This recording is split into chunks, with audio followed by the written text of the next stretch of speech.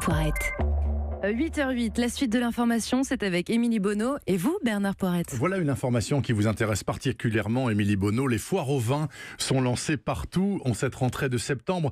La grande question étant la suivante, comment s'y retrouver? C'est vrai que parfois on s'y perd. Chaque enseigne vous propose la meilleure affaire, mais l'est-elle vraiment? Alors voici pour vous les conseils d'Aurélien Fleureau. L'un des premiers critères, c'est forcément le prix. Il y en a pour tous les budgets, mais attention aux fausses bonnes affaires, surtout dans les grands crus de Bordeaux ou de Bourgogne.